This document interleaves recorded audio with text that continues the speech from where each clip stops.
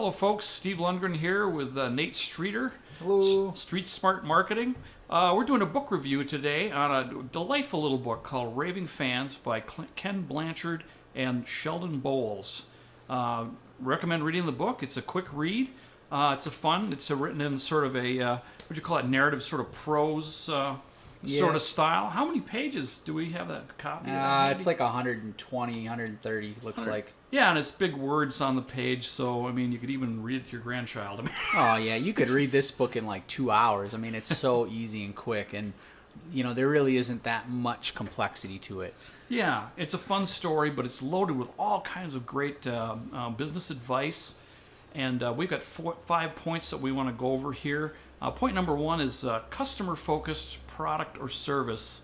What's that about? What does the book say about that, Nate? Well, I think most of you have started a business and have thought about this at least some. So you're thinking about creating some kind of product or service. You think there's an opportunity in the market, or you had something that you came across that, you know, you just didn't feel like you're getting it yourself, so you wanted to create a business that met a need.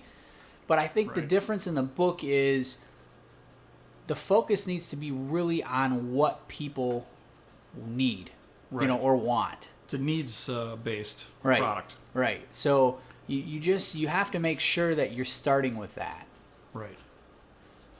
It seems, you know, we did a book review for Pumpkin Plan not that many weeks ago. Maybe some of you listened to that, and some of the, you know, I think we've talked about this before. A lot of these business books, there's ideas that are similar.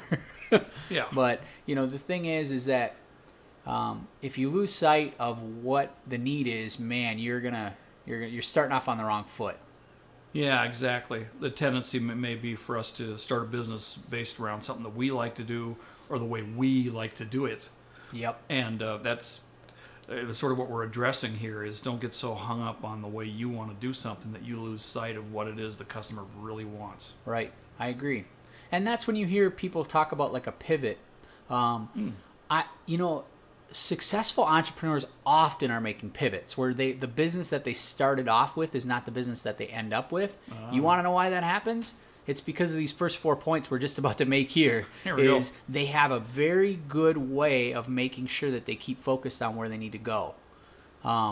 And I mean, let's get into the second one, you know, as far as prioritizing, limit, concentrate. Again, we're going through a book that does such a good job of that in Pumpkin Plan. So, you know, Ken Blanchard probably read that book and thought, gosh, I've heard this before. Yeah, wish I would have wrote that. Right. But, hint. Yeah. But the truth of the matter is you have to figure out what you can do. I mean, I think you and I talked about this, Steve. You have to figure out what you can do and what you can't do. Okay? A lot of this is about saying no. You have to say no. You have to concentrate, limit, prioritize. You're not going to be able to do everything. So it's not about your ability to do something. It's about making a decision about what you're going to... The limiting part of it means that I could do this, but I'm not going to do it for this reason. Right, right. So, okay, you got a customer-focused product or service, right? And you're really, you know, getting into this third, I'm kind of jumping a little bit, but you've really gotten a good feedback loop and you understand what your customers want and need. Well, they want the very best service, the very quickest, and for the cheapest price. Oh, pick two. Yeah, exactly. I mean, you know, you guys have all seen that sign up in probably every retail store in the world, or every little mom and pop retail store at least. So, you know, that's part of what this is recognizing that you can't do it all. And usually, I mean, you know, and there's lots of other books too that have been written about this, Good to Great, and some of them that you guys have probably read too that have focused a lot on that part of it. Right. But yeah, you have to really figure out where you can concentrate. And the very best entrepreneurs I've worked with, they do a very good job of that. So you're talking about some aspects of your business that you'll take care of, and others that you just don't go there. Yeah. I'm trying to think of what a good example of that would be. Well, I think you find the products that, you know, you're either not good at, you're not as strong at, or as people aren't, it's not as important to some people. You know, I think that big box stores have figured that out, or Amazon's figured that out, that honestly, for a lot of products, people really don't need customer service.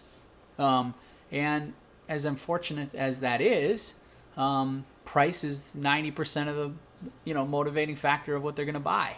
So that's why places like Walmart and Amazon have taken such a big percentage of the market. Now, it doesn't mean that there isn't, a place for a high-end company to sell something. There is. It's just that you have to kind of figure out what you can do well and where you fit. Right. And again, kind of the customer-focused idea, are they coming to you just based on price? Then you got to be the lowest price around. Are they coming to you because they need the service? Then you got to have the best service around. And I think Ken Blanchard's book, Raving Fans, they would argue it's really hard to create a situation where you have raving fans based on price. Right. Because the problem is that your competitors can always lose money or lower their price, right? I mean, we've seen that in a whole lot of different industries. And markets change. You guys, for any of you that are in the home service business, I know a lot of you over the last 5 years have struggled with that because all the people that were building houses in 2005, 6, 7, all of a sudden weren't anymore. Yeah. And they became handymen and painters and tree companies and fill in the blank. Right. And they were so desperate that they would charge anything to get the jobs. And all of a sudden you're bidding against a bunch of knuckleheads who've never done anything like what you're doing. And that can be really frustrating, right? Right. So again, you have to, if you really want raving fans, price is probably not where you're going to prioritize, limit, and concentrate. Right. It's more focused on other parts of your product or service. And I've heard some stores kind of deal with that too, just to say that, we're not the most expensive, we're not the cheapest, and we're not the most expensive either. Yeah. And we're right in the middle, but here's what we do, and then they really explain the service aspect, and that's how they sell it. Right. So this third one, I think, for me, big companies get this so much better. And small companies, usually they're completely oblivious to this. So most of us know what a customer feedback loop is, but when you say an internal feedback loop, what is that? Really, any kind of feedback loop is just understanding what it is that your customers are saying about you and how they're feeling about your product. So, but an internal feedback loop is what are your current employees and your vendors? What is their feedback? Oh, okay. So you really need both. Like, you need to understand what your customers think of you, your product, your service. Don't be scared to find out. So many of you small companies, I can just sense this fear. Like, you really don't want to know because they might say something bad. Oh my goodness, if they say something bad, you should be running to the bad, okay? Yeah. Because there's no way you could ever create raving fans unless you run towards that bad. And that's the only way you're going to be able to prioritize, limit, and concentrate, and really leading into this number 4 and 5. But unless you have a correct customer feedback loop, you sure as heck want to know if there's something negative or positive. Yeah, you can't fix it if you don't know what it is. Right. And the smartest entrepreneurs that I've worked with, that's exactly it. They are so willing to change, to modify, to listen. They just listen. And, that's a big part of it. When Steve Jobs hands, his 80-year-old dad or whatever the phone, and his dad says, I'm going to scratch this when my keys are in my pocket, and Steve sort of scratches his beard and says, holy crap, you're right. I got to make this glass. See, these are the kind of things he was willing to listen. And you have to set that up. And to answer your question more directly, Steve, an internal feedback loop, you might be surprised at how much your current employees and vendors you work with could help you improve your company. Right. I mean, it's just incredible if you just ask, listen. Again, really successful entrepreneurs, they get this. I think, let's go into Walmart. Sam Walton, what did he say? The most improvement he made in his company was on those trips with the truck drivers. When he was driving and then when he got there, he would go inside while the truck was unloading, and he'd talk to all the employees, and he talked to the manager, and he talked to the customers. He was notorious for spending hours inside of his Walmart locations. I think they created a TV show about that now called Undercover Boss.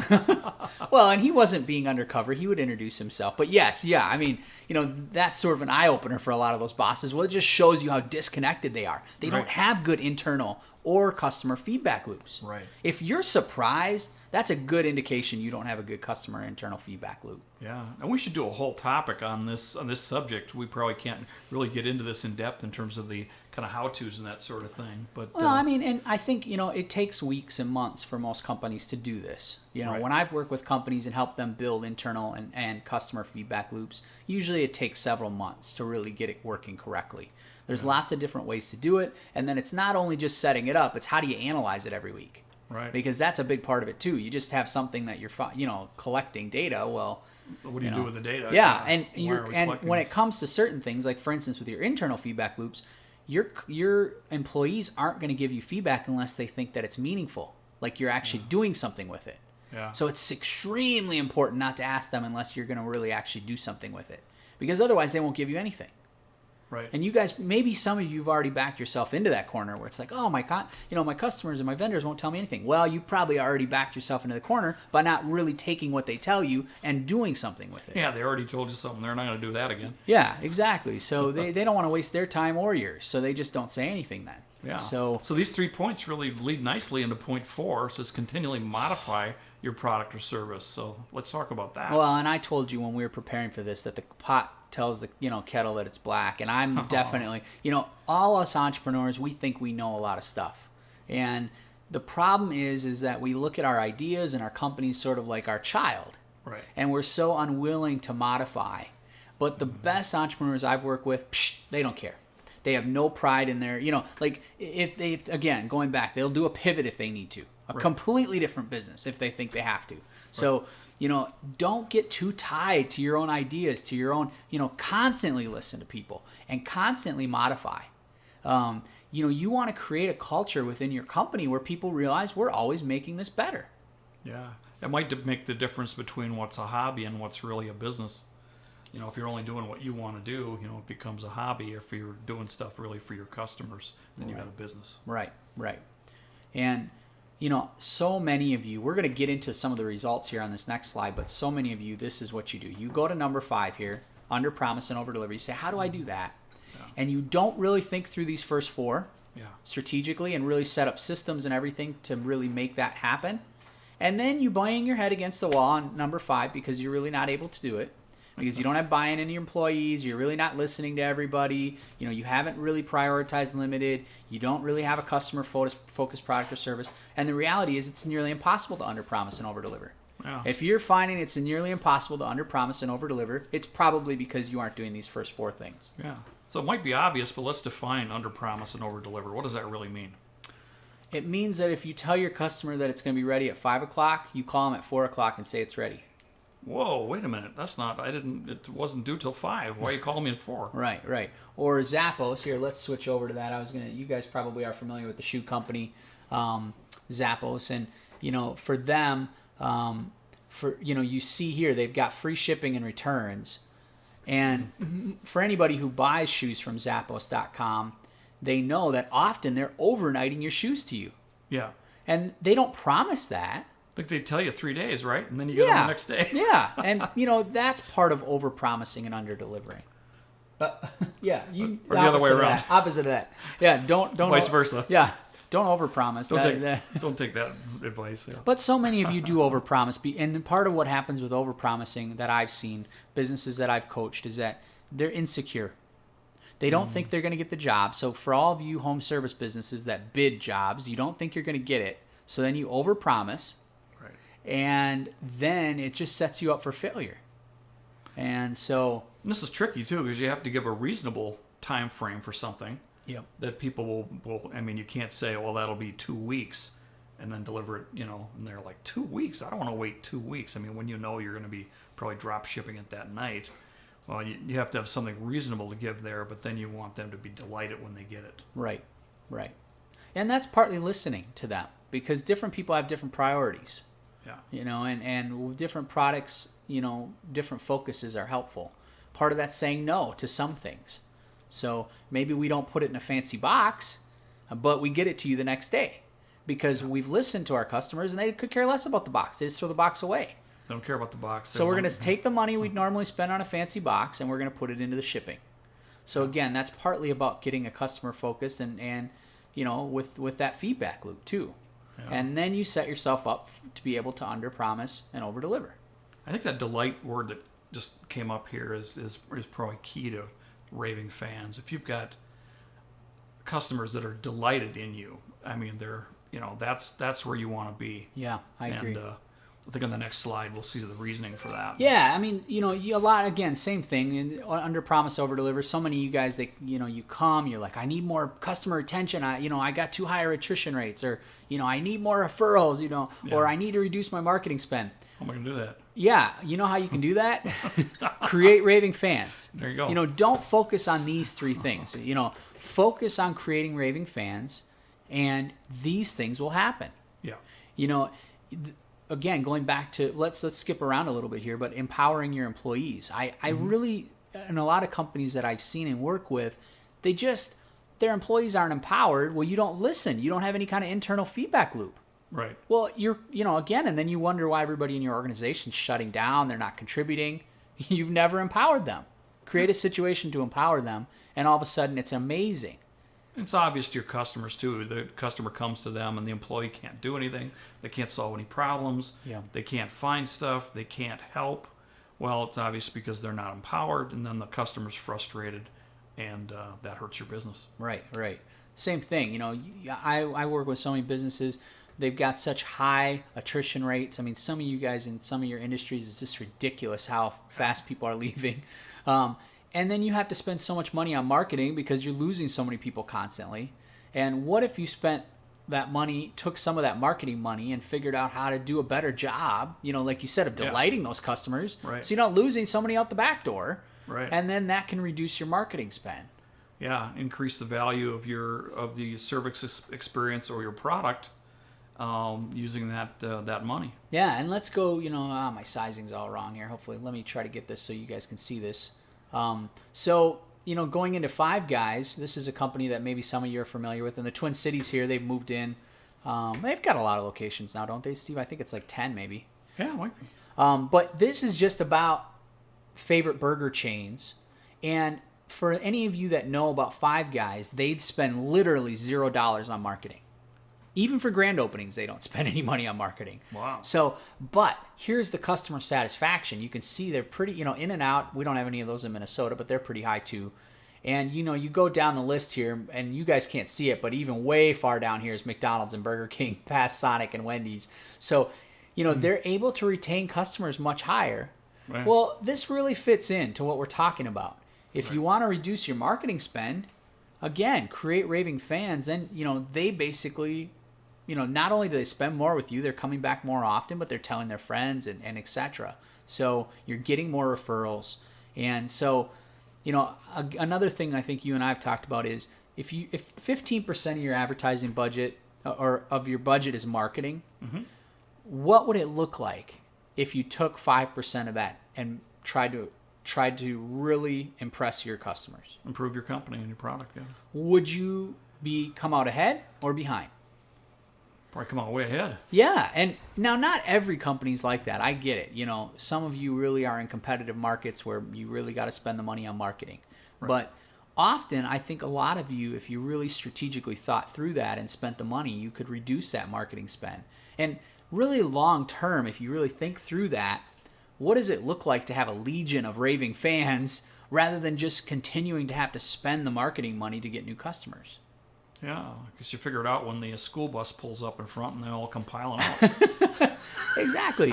And I think, let's just think about this logically too, as marketing in some ways becomes less and less effective. It's more and more noisy, right? I mean, we're always trying to figure out how to sort of rise above our competitors in that marketing space. Yeah. We sort of just sidestep all that with this.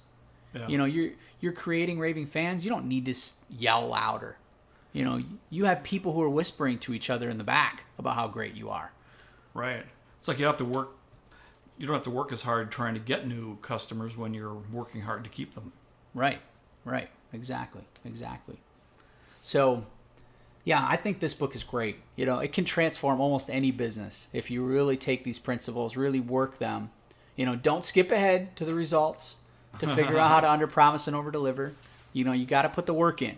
You got to put the work in. These first four are the work. They're the systems. Yep. You got to do those, if you want to get this stuff. Right. So that's really key. Okay, let's wrap it up here. What's next? If this was helpful to you, or you think it'd be helpful to someone else, here's how you can help us out.